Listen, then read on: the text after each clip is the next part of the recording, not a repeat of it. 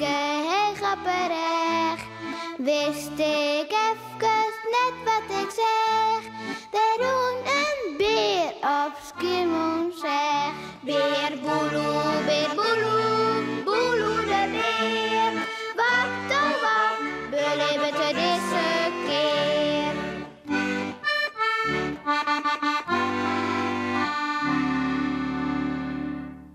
Hamsterje. Voor de leeg verkochte winkel stenen nou alle je bisten. Lilkebisten. Dat alles maar mogelijk is, Sint-Burg. Dat één best alles bij mijn hoest dan nemen kan, zodat een oor neer gaat. Het mag toch verberen. Potverdorie.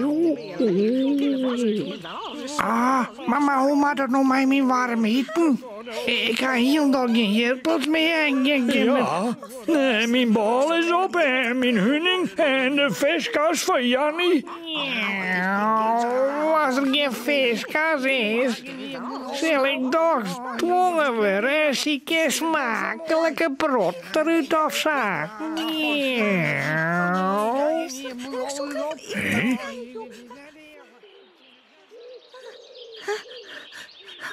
Intussen beziek het kekeltje de buurt thuis te krijgen.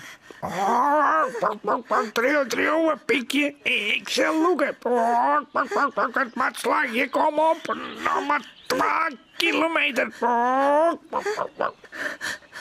Als men wel eens wat weet. Het is tegen ons nog 3 carnaval.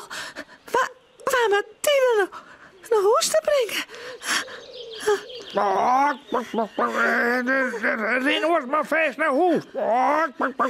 En haal je Hendrikus maar op. Die kan ik wel even helpen. Dat zal even. Piekje rent op huis aan. Heidi! Men had de hele winkel leeggekocht.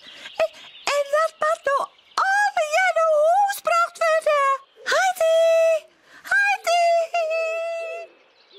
Kekeltje zit op een stien te wachten als Hendrikus erom komt. Die is likwijls heel dol net blied. Kekeltje, wat haast die? Oh, het is vreselijk. Roept er, als er naar al die karken zucht. Oh, Kekeltje. Nou haast de hele winkel leeggekocht. Oh, het is vreselijk.